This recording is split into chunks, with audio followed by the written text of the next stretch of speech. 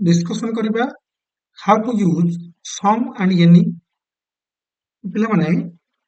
discussion बेले copy pen सहित तुमको रिक्वेस्ट करी जहाँ भी कॉन्सेप्ट अच्छी आम क्लीयर करिबा এবং তাକୁ ତମେ ନୋଟ୍ କରିକି ରଖିବ ଓକେ ଦେଖ ପ୍ରଥମେ ସମ୍ ଆଉ ଏନି ଦିଟା ଯାକ ବହୁତ କନଫ୍ୟୁଜ ଆମକୁ କରିଥାନ୍ତି ମନେ ରଖିଥାଅ କିନ୍ତୁ ଆମେ ମିସୟୁଜ ବାରମ୍ବାର କରିଥାଉ ଯୋଉଠି ସମ୍ ୟୁଜ କରେ ଆମେ ସେଠି ଏନି ୟୁଜ କରିଦେଇଥାଉ ବେଳେ ବେଳେ ଯୋଉଠି ଏନି ୟୁଜ ଆବଶ୍ୟକ ସେଠି ଆମେ ସମ୍ କରିଦେଇଥାଉ ଆମେ ପ୍ରଥମେ କ୍ଲିୟର କରିନେବା ତାପରେ ଆଲୋଚନା କରିବା ପ୍ରାକ୍ଟିସ ଏକ୍ସରସାଇଜ ଓକେ ପ୍ରଥମେ ଦେଖିନିଅ ସମ୍ ର ବ୍ୟବହାର ଆମେ କାଉଣ୍ଟେବଲ ନାଉନ୍ସ ପାଖରେ କରିପାରିବା ଏବଂ ଅନକାଉଣ୍ଟେବଲ ନାଉନ୍ସ ପାଖରେ କରିପାରିବା ତା ସହିତ ଆମେ କହିପାରିବା କାଉଣ୍ଟେବଲ ନାଉନ୍ ର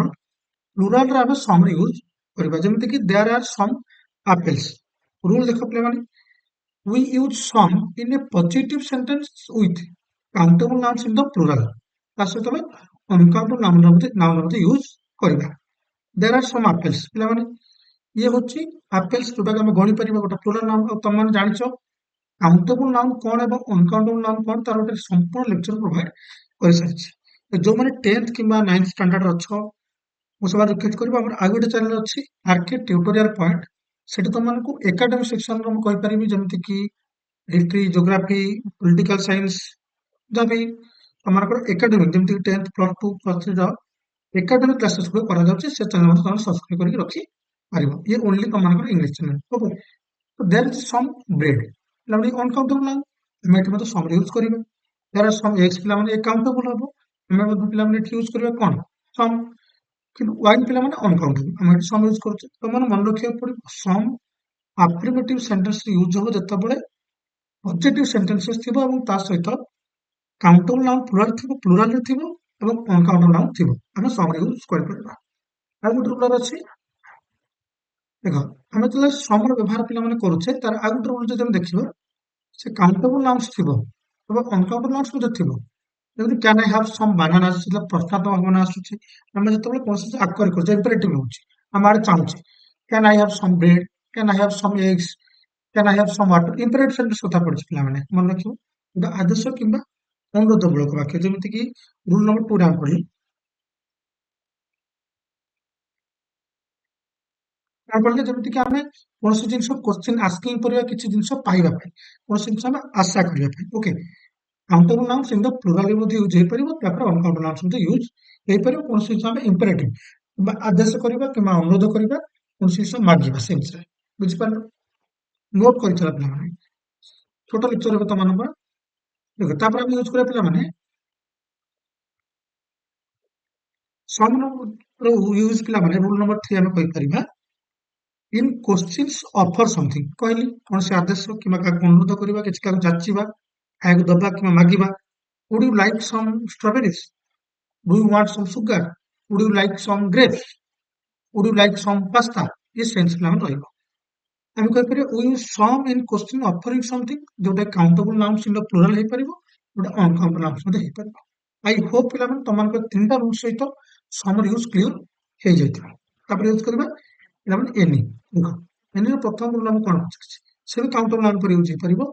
ଅନକାଉଣ୍ଟେବଲ ନାଉନ୍ ପରେ ୟୁଜ ହେଇପାରିବ କିନ୍ତୁ ସେଣ୍ଟେନ୍ସ ନେଗେଟିଭ ଥିବ ନହେଲେ ଇଣ୍ଟରୋଗେଟିଭ ଥିବ okay do you have any chocolates ଏନିର ୟୁଜ ହେଲା is there any milk in the fridge are there any carrots do you have any cheese but we use any in questions ଯୋଉଟା କାଉଣ୍ଟେବଲ nouns ପାଖରେ ମଧ୍ୟ use କରୁଛେ pleural ର ଏବଂ ଅନକାଉଣ୍ଟେବଲ nouns ପାଖରେ ମଧ୍ୟ ୟୁଜ କରୁଛେ ଏଠି ତମର ଧ୍ୟାନ ରଖିବାକୁ ପଡିବ ବେସିକାଲି 99% କେସରେ କଣ ହୁଏ ପିଲାମାନେ ଆମେ ଏନି ର ୟୁଜ ବେଳେ ବେଳେ ମାନେ ସମ୍ ଜାଗାରେ କରିଦେଉ କୋଉଠି ଯୋଉଠି ଧର ପ୍ରଶ୍ନାତ୍ମକ ଭାବନା ଥିବ କିନ୍ତୁ ବେଳେ ବେଳେ ଆମେ କୌଣସି ଚାହୁଁଥିବା do you have any chocolates ଏ ତ ଦେଖ ଏଇଟା କଣ ପଚରା ଆମେ ଜଣକୁ ଅନୁରୋଧ ତମାନେ କହିବ ଯେ ସାର୍ ଆପଣ ତ ଇମ୍ପେରେଟିଭ କରିଥିଲେ କୌଣସି ଜିନିଷ ପଚାରିବା ମାଗିବା କିନ୍ତୁ ସେ ସେନ୍ସ ଅଲଗା ଥିବ ଏଠି କଣ ହଉଛି ନା କୌଣସି ଜିନିଷ ତମ ପାଖରେ ଏକ୍ଜିଷ୍ଟ କରୁଛି ତମେ ଚାହୁଁଛ କି ଏ ସେନ୍ସକୁ ତମେ ଦେଖିବ ଏଇ ଏକ୍ସପ୍ରେସନ ରହିବ ତମର ମାଇଣ୍ଡରେ practice makes man perfect okay ତାପରେ ସେ ପିଲାମାନେ ଏନିର roll number 2 we use any in the negative sense ଯୋଉଟା କାଉଣ୍ଟେବଲ ନାଉନ୍ସ ପାଖରେ ମଧ୍ୟ ଆଉ ପ୍ଲୁରାଲ ପାଖରେ ଏବଂ ଅନକାଉଣ୍ଟେବଲ ନାଉନ୍ସ ପାଖରେ ଯେମିତି କି I do not want any chocolates we don't want any wine there are not any strawberries there is not any water A sense ପିଲାମାନେ ଆମେ କୌଣସି ଜିନିଷ ଚାହୁଁନେ ଯୋଉଟା ନକାରାତ୍ମକ ଭାବନା ସହିତ ଆମେ ୟୁଜ କରିପାରିବା ଏନିର ଦେଖ ଏନି ପିଲାମାନେ ୟୁଜ ର ଗୋଟେ ନର୍ମାଲ ସେନ୍ସ ହଉଛି କଣ जोटा कि बेसिकाली नेगेटिव किंबा इंटरोगेटिव एतिकी क्लियर तुम माइंड रखा पड़ो किंतु सम आम कहीपर यूज कला बेले आमको ध्यान रखा पड़ो जो अफर्मेटिव हो କିଛି ଆମ ପାଖରେ ଏକ୍ଜିଷ୍ଟ କରୁଥିବ ଯୋଉଟା ଆମ ପାଖରେ ଥିବ ଯେମିତି I have SUM money A sense ଆମେ କହିପାରିବା I have SUM money A sense ମଧ୍ୟ ଆମେ ୟୁଜ କରିପାରିବା ତେଣୁକରି ଠିक ଠାକ ତମାନେ ପ୍ରାକ୍ଟିସ କଲା ପରେ 15-20 क्वेश्चन जोटा ଆମେ ତମାନଙ୍କୁ ପ୍ରୋଭାଇଡ अलरेडी କରି ସାରିଛି ତମାନେ କ୍ଲାସ ମତେ କାଲି ଭିତରେ ମିଳିଯିବ ପ୍ରାକ୍ଟିସ କଲା ପରେ ତମାନଙ୍କୁ 100% ବେଟର ଲାଗିବ ଯେ ତମାନେ ସମ୍ ଏନ୍ ର ଯାହା ବି ଡାଉଟ୍ସ ଅଛି କ୍ଲିୟର ହେଇଯିବ ମୁଁ ତମାନଙ୍କ ରିକ୍ୱେଷ୍ଟେଡ ଯାହା ବି ଟପିକ ଅଛି ମତେ କମେଣ୍ଟ ସେକ୍ସନ ଲେଖି ପାରିବ ଆଉ ଆରକେ ଟ୍ୟୁଟୋରିଆଲ ପଏଣ୍ଟ ଏବଂ ଆରକେ ସାର୍ ଇଂଲିଶ ଦୁଇଟା ଯାକ ଆମର ଗୋଟେ ଚ୍ୟାନେଲ ଆରକେ ସାର୍ ଇଂଲିଶ ରେ ଓନ୍ଲି ଇଂଲିଶ କ୍ଲାସ ଦିଆଯାଉଛି ଏବଂ ଆରକେ ଟ୍ୟୁଟୋରିଆଲ ପଏଣ୍ଟ ରେ ଓନ୍ଲି ଇଂଲିଶ ପ୍ରାକ୍ଟିସ ହଉଛି ଥିଓରି ସେଠି ନାହିଁ ଏବଂ 9th ଆଉ 10th ର ପ୍ଲସ୍ ଟୁ ଲେଭେଲର ଯାହା ବି ଏକାଡେମିକ କ୍ଲାसेस ସେ ସବୁ